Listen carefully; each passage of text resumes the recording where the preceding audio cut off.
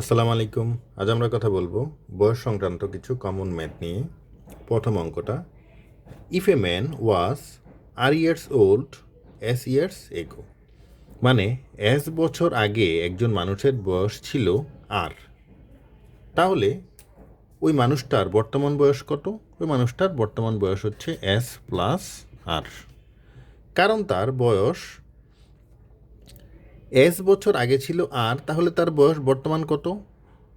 S plus আর। তার বর্তমান বয়স হচ্ছে এস প্লাস আর। এখন কি বলছে, how many years old will he be T years from now? T বছর পরে তার বয়স কত হবে? টি বছর পরে তার বয়সের সাথে জাস্ট টি যোগ হয়ে যাবে। সিম্পল। তাহলে অপশন এ হচ্ছে আমার সঠিক আনসার। কি বলছে, the sum of ages of a son and father is 56 years. পিতা এবং পুত্রের বয়সের সমষ্টি হচ্ছে 56 বছর।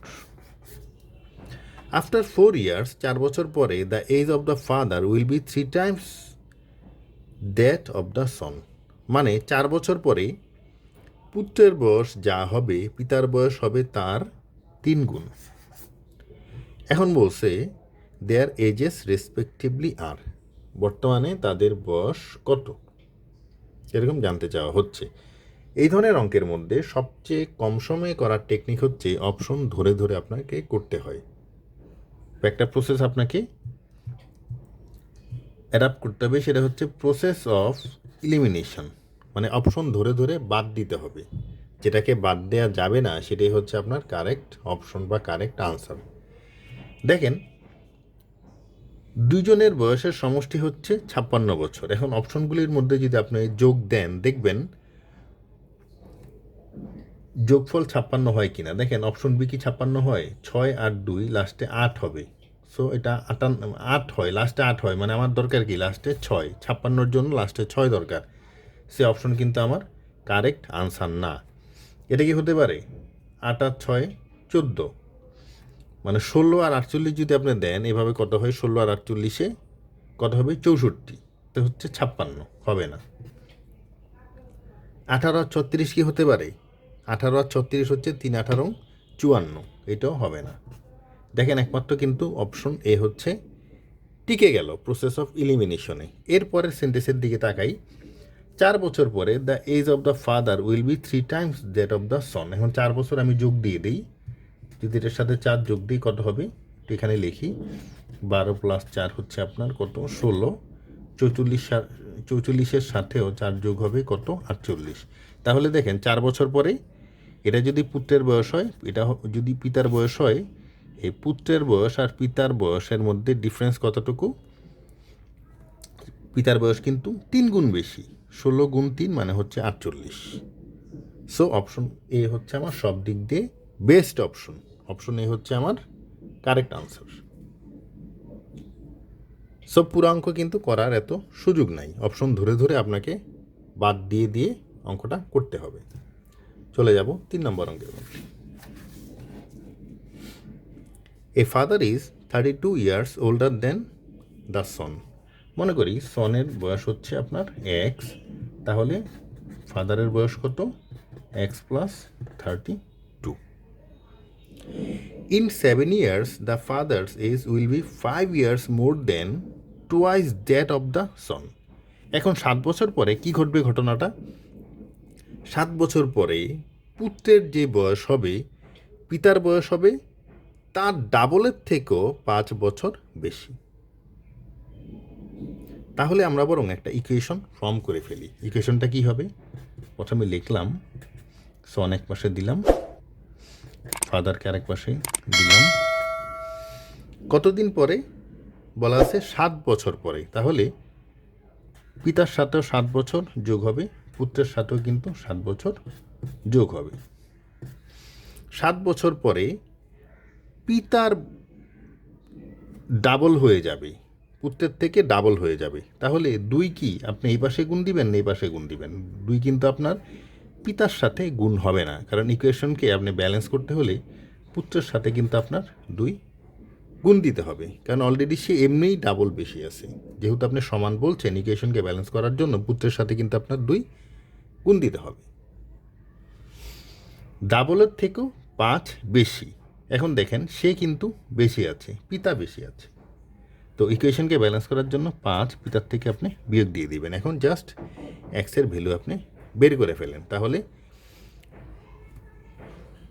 পুত্রের বা পিতার বয়স কিন্তু বের হয়ে যায়। তারপর অঙ্কটা করা অনেক সহজ হবে। এখন আমাদের কাজ হচ্ছে এক্সের ভ্যালু বের করা। ক্যালকুলেশন করি। 2x plus 14 equal x plus 32। 7 থেকে মনে করেন 5 চলে গেল, কত থাকে 2। কত হয় 2x plus 14 equal x plus 34। এই পাশে এক যদি চলে আসে, এক্স ইকুয়াল কত 14 পাশে চলে গেলে আপনার 20 হবে। তাহলে সনের বর্তমান বয়স কত? সনের বর্তমান বয়স হচ্ছে আপনার 20 বছর। তাহলে ফাদারের বর্তমান বয়স কত? 20 প্লাস 32, 20 প্লাস 32 মানে কত? 52 বছর, 52 বছর। এখন কোশ্চেনে কি জিজ্ঞেস করছে? The age of the father 3 years from now. 3 বছর পরে পিতার বয়স কত হবে? পিতার বর্তমান বয়স যদি 52 হয়, 3 বছর পরে হবে, জাস্ট 3 যোগ দিয়ে দিব, সেটা কত? 55। 3 বছর পরে পিতার বয়স হবে 55 বছর। সো সঠিক আনসার হচ্ছে আমার অপশন বি। চলে যাব 4 নম্বর অঙ্কের মধ্যে।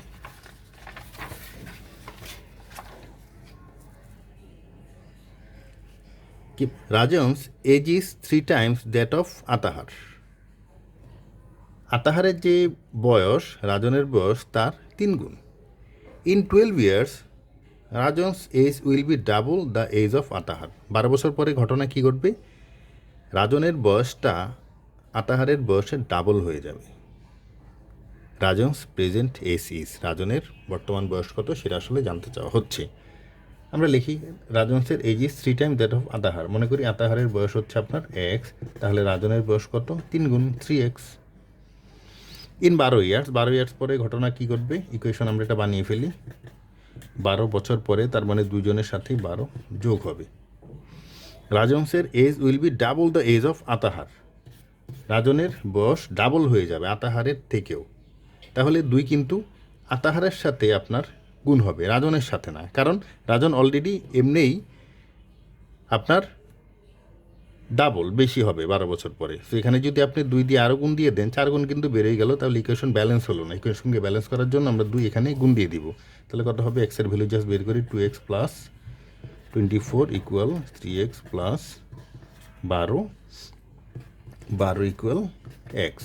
এক্সের ভ্যালু আমরা বেরিয়ে গেল 12। আতাহারের বয়স হচ্ছে 12, রাজনের বর্তমান বয়স কত? 36। রাজনের প্রেজেন্ট এজ কত সেটাই কিন্তু আসলে জানতে চাওয়া হচ্ছে। সো রাজনের প্রেজেন্ট এজ হচ্ছে 36।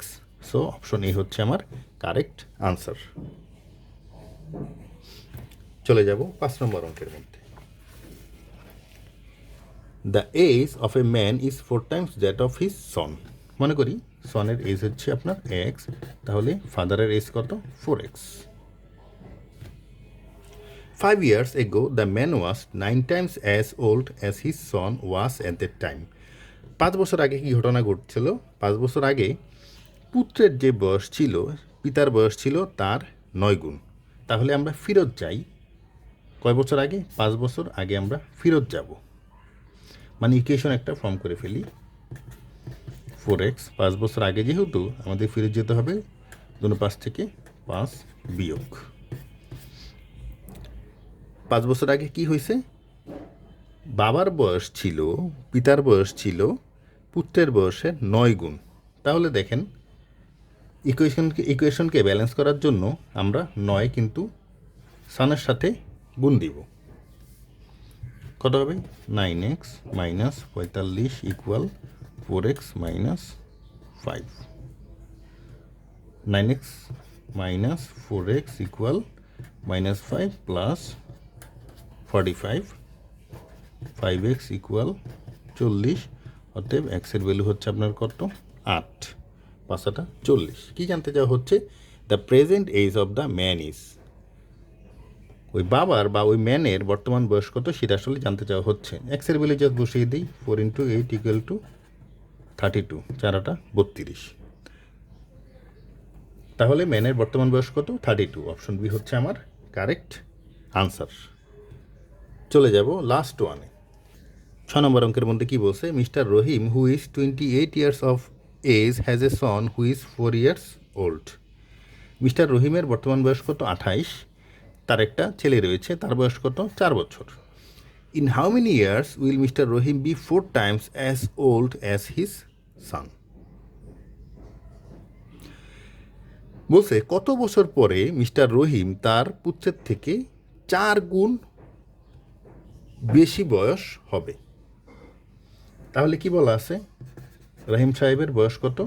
28, তার সনের বয়স কত? 4। এখন মনে করি এক্স বছর পরে এই ঘটনাটা ঘটবে। কোন ঘটনা? রহিম সাহেবের বয়স হবে তার পুত্রের বয়সের 4 গুণ।